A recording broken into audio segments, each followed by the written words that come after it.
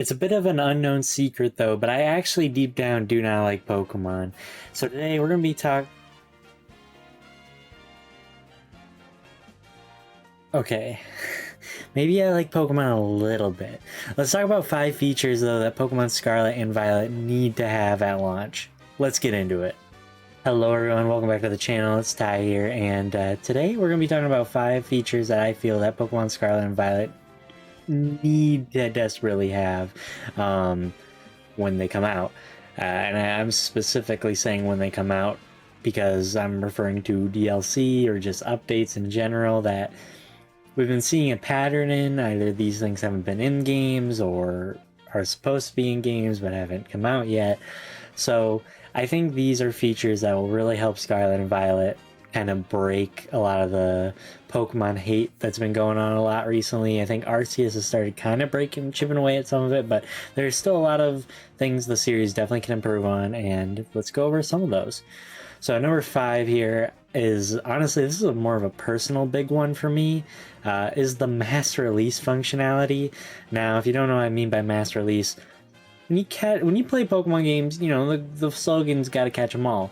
You start catching things, you sometimes end up doubling up. You sometimes, especially when you're breeding either for shinies or competitive Pokemon, you amass boxes and boxes of these things that take a long time to let go of. However, in Pokemon Sword and Shield, you have to go through Pokemon Home. You gotta take them from Shield, put them into Home, release them all, and I'm pretty sure Diamond and Pearl remakes are similar. Well, actually, I'm pretty sure Diamond and Pearl remakes have no mass release in-game, and we'll get into why I kind of just stopped there in a second. But Pokemon Let's Go, Pikachu, and Eevee actually do have a mass release function built in the games because the Pokemon box is with you everywhere in those games. I think they're also with you everywhere in Sword and Shield, now that I say that. But you could mass release the Pokemon whenever you wanted in those games, and it was so incredibly convenient. It was just nice to be able to let go, because especially in that game, you're like, the whole game is catching. It's less battles, more catching, so it really makes sense for that game. But I think this would be a huge quality of life improvement if the game has this. I hate transferring from a game to Home because you can only do so many at once as well. You can only let so many go at once. It's not really good. And at number 4, this is why I broke away from Diamond and Pearl, it needs home support at launch. I'm actually not subscribed to Pokemon Home. I don't really see a big purpose in it right now. I just don't think Pokemon games are that woven together where I feel a need to be transferring my Pokemon into there. However, I would like this game to maybe start giving me a reason, and one reason right off the bat is having home support. Pokemon Diamond and Pearl and Pokemon Legends Arceus both still do not have home support. I think only recently Diamond and Pearl got its online functionality finally 100% up. So who knows when home support will come out on this rate. The game is almost a year old now, which is crazy. I mean, I say almost. It came out in November, so I'll cut it some slack. It's only like 6-7 months old, something like that. We'll say that. So I'll go a little lenient on it, but still, it's a little ridiculous that's taking so long, especially for Diamond and Pearl, where there's not really any new Pokemon. Well, I mean, all these Pokemon are in Home. You know, what is taking so long? And there's not really any updates, and it's a little odd. So hopefully we see home support really close to launch of this game, because it's something you pay for these games. Makes sense it comes out pretty quickly. Number 3 is Buddy Pokemon. I really hope these things make a return, especially because we're seeing Pokemon in the overworld. You got Buddy Pokemon in sorry, blanking out for a second. The Sword and Shield update, and Let's Go Pikachu, or not update, the Sword and Shield Isle of Armor expansion. Sadly, it's only in the DLC regions, so it's kind of unfortunate, but it's still really cool that it made a return. And Pokemon Let's Go Pikachu and Eevee let you have a buddy Pokemon at all times, and so do Diamond and Pearl remakes. It would also be cool to send out your party of Pokemon, like in Pokemon Legends Arceus. That would be really neat to see as well. So yeah, just like having the Pokemon, having that sense of the friendship, having them out walking with you in these games would be great. It would be really cool if they go above and beyond, like Let's Go Pikachu and Eevee do, where, for example, if you send out an Onix, you're riding on top of that Onix. That Onix is big. I wasn't really a fan of Sword and Shields. The scale is really off, and it's way too realistic in terms of like how fast the Pokemon follow you. No, sorry. Sword and Shield scaling is pretty alright. Like, I think it's okay. I know people have their complaints about it. Sword and Shield had the movement problem. Diamond and Pearl remakes have a scale problem where they make them, I don't know, the 3D model, it worked with pixel arts when the Pokemon were the same size as you, but 3D models, it looks really weird seeing little baby Rayquaza with you. It's funny though, I'll give it that, but I don't know if it was supposed to be comedic. So yeah, I'd hope if we get buddy Pokemon, it erases those problems, we get things to a little more of appropriate scale, but let's ignore how fast a Pokemon is. If your Pokemon is so slow and it doesn't catch up with you, and I remember the Isle of Armor, having a slow Pokemon with you just meant it would just be on screen for a second while you're riding your bike and it would spawn behind you, going back in the ball, catch up with you. It would just be a tedious process. It was really bad, so hopefully we can fix that. Number 2 is mini games, and when I say mini games, I'm talking about things like Voltorb Flip. I know we're probably never getting a slot machine back in Pokemon, but that would be really cool if they found some way around that. I'm talking about like Voltorb Flip. I'm talking about like Pokeathlon,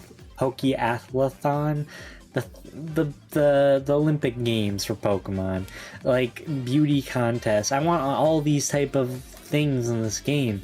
I don't want just one. I don't want just one hand picked. Like or talking about the Grand Underground. These type of little mini. I mean, not all of them are mini games per se, but they're like sub content where it's not story related, but it's fun. And I think Pokemon games have been really like cutting on that. I think we need more things like the Battle Frontier. I remember, I don't know, I can't remember if it was like the Battle Frontier in Heart Gold Soul Silver, but I just really remember there was this like battle system where you were given this random party of Pokemon, like 3 Pokemon, you fight random trainers, and then you get to swap them out. That was so much fun as a kid. I miss something like that. It just feels like the content for post-game fun, maybe not necessarily post-story, but a lot of fun, like just something extra fun to grind out or just do. It just hasn't been there for a while. Pokepalago would be great to see a return. These little things you check up on, anything like that, anything that's not just normal Pokemon gameplay it's always so much fun, but it's just been so absent recently. So hopefully we can see a return of that. That would be great, and super great addition to help build on post-game content. And number 1, this is another personal pick of mine, is we need great shiny hunting. Sword and Shield and Legends Arceus, I just have not had any fun with it. At first I was like a little hard on Pokemon Let's Go Pikachu and Eevee because all it was just like waiting for in the overworld, and it pretty much is that. The last time I've like really enjoyed shiny hunting is like on the 3DS games. I think Pokemon X and Y are my favorite, and that's why they have the most playtime on my 3DS. Is the Friend Safari was so much fun, which is another thing that could be brought back. I digress. Well, actually, it relates to the point. Friend Safari would be really cool to see return and have the same shiny odds. The Horde battles were super fun, and just, I don't know, breeding eggs. I mean, like, that's really the only 2 things. Oh, there's the there's a Poke Radar, I think? I can't remember. There was, like, something with, shaky grass patches that I don't really recall the name of it. That's my bad. But I really like the Horde method where you find 5 Pokemon at once. It was super fun. That's how I found a lot of them. That's actually how I found my first shiny in those games, a shiny Poliwag. But in addition to that, I do think Sword and Shield, the Crown Tundra where you do those like 4 battles or 3 battles leading to a legendary with random team and Pokemon, that was a fun way of shiny hunting for some of those legendaries. I was glad those were not shiny locked. But in addition to that, these new legendaries, whatever we're getting in this game, I don't want any shiny locking. Drop the shiny locking. People, like, I think there was like a quote saying that like they started shiny locking because people would just keep resetting and ruining the experience of like that encounter. It's like people are trying to make it something memorable, something that they worked so hard and just kept grinding for to get this Pokemon shiny. It's not ruining experience. In my opinion, I mean, these like moments you meet a legendary haven't really been that crazy. I really haven't felt like, oh man, this is so awesome, so epic. It hasn't felt like that. So until it really feels like that, it's not ruining anything. And even if it does start feeling like that, it's not going to ever take away from that first moment someone encounters it. It'll still play out a whole cutscene, so they'll get that experience, and then what are they going to do? Move on and catch it. It's like, what difference does it make if it's shiny, if they reset for it to be shiny or not? They're trying to make it more memorable for themselves. So yeah, I hope shiny locking is gone. I hope we get some new shiny methods that aren't just plain old kill Pokemon, get better odds on after a certain number sometimes. I just hope they can find something fun to do. I hope we get more incense like Pokemon Let's Go did. I hope we can get more types of charms. Like, I know we have the shiny charm and oval charm, and I know this doesn't directly relate to shiny hunting, but like maybe finding Pokemon that have a certain type, like you can activate these charms or lures or something. That'd be really cool and make shiny hunting a little more interesting. Like, let's say you have the shiny Charmon and a grass Charmon, and you can find a shiny Oddish or something like that. I don't know, just something, spice it up a little. It would be really fun.